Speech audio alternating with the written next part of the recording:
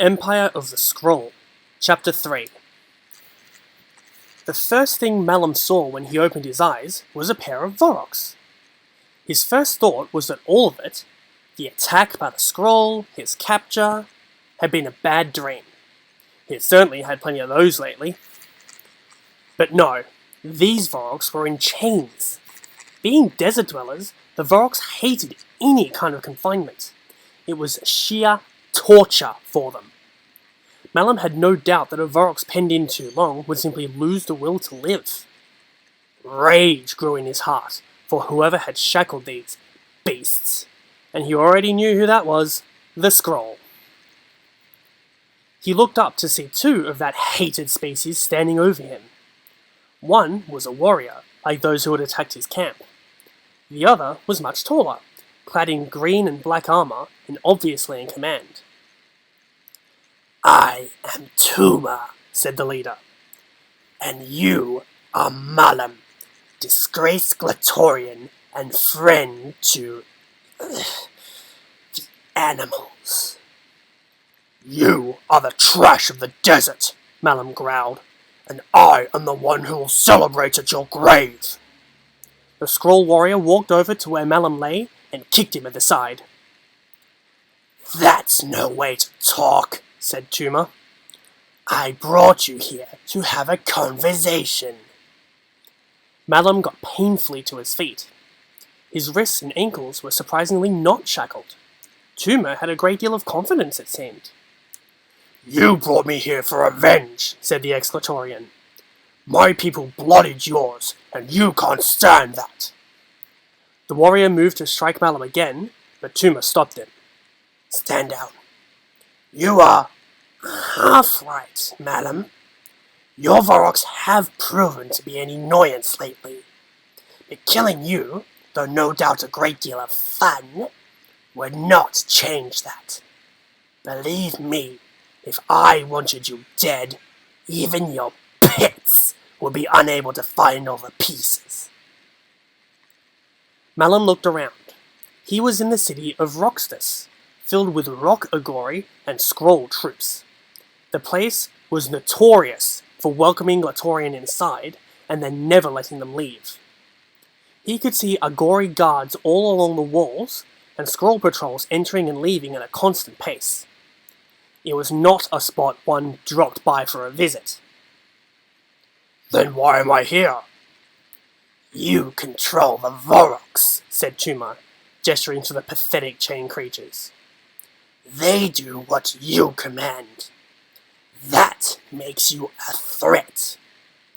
Or a potentially valuable ally. But before we could make any arrangement with you, we would have to see proof that you really can make these beasts do what you say." "And if I refuse?" asked Malum, already sure of the answer. Tuma smiled. On him, it was an ugly expression.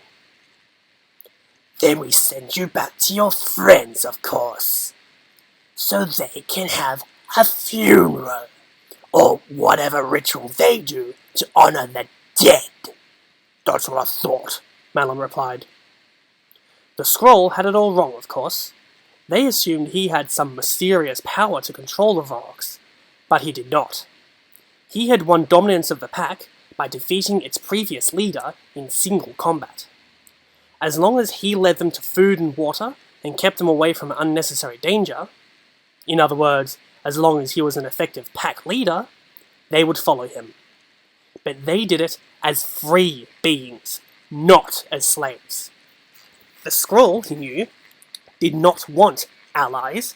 They wanted soldiers they could sacrifice without hesitation. "Take him to the arena," Tuma ordered. The Skrall warrior grabbed Malum roughly by the arm and dragged him to the Glatorian arena in the center of the large settlement. Chained against the far wall were two more Vorox, both members of Malum's own pack.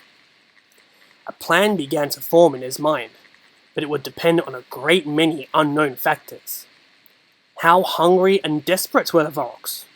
Too far gone to remember him? Would they understand what he was trying to do?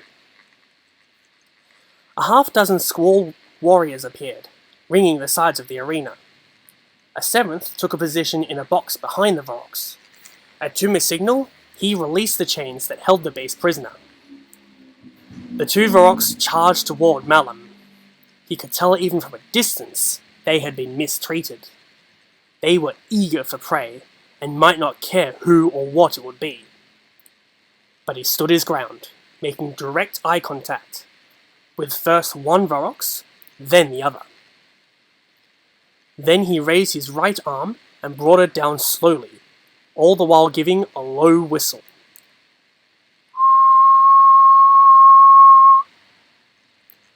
The Vorox slowed, then stopped completely.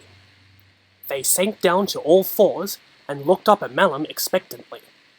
To the Skrall watching, it looked like a miracle. Two savage beasts, tamed in an instant. It's really quite easy once you gain their respect, Malum said, never taking his eyes off the Vorox.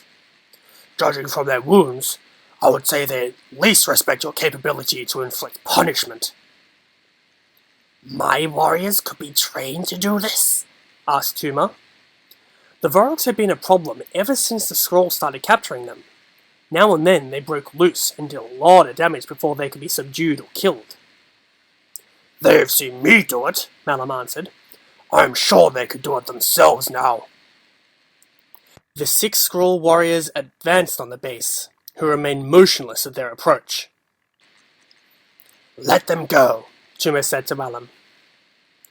Malum gave a short, sharp whistle. The Vorox sprang to life, wild again. The Skrall grabbed them immediately and dragged them back to the other end of the arena, struggling to hold them still. Tuma ordered the Skrall who had kicked Malum forward. He would be the likely one to show his newfound mastery of the Vorox. At Tuma's signal, the other warriors released their bestial captives. The Vorox charged toward the lone warrior, who waited for them. In a perfect imitation of Malum's action, the Skrall raised and lowered his arm while whistling in just the same tone as he had heard.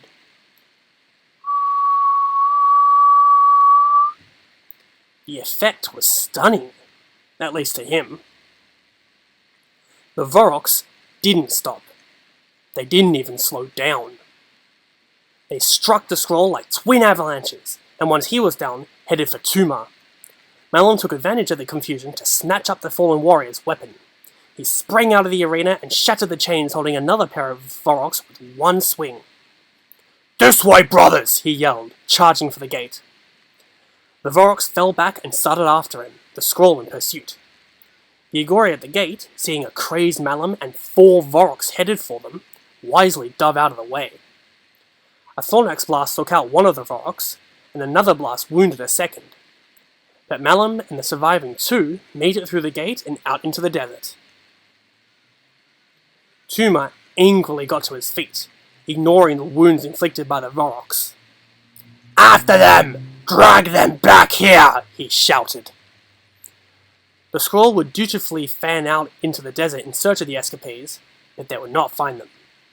The Vorox network of tunnels extended even here, and Malum and his 2 packmates had found refuge underground. When night fell, they would emerge and start the long trek back home. The desert is a place of extremes, Malum said to himself. Blazing heat, chilling cold, fierce loyalty, and deep hatred.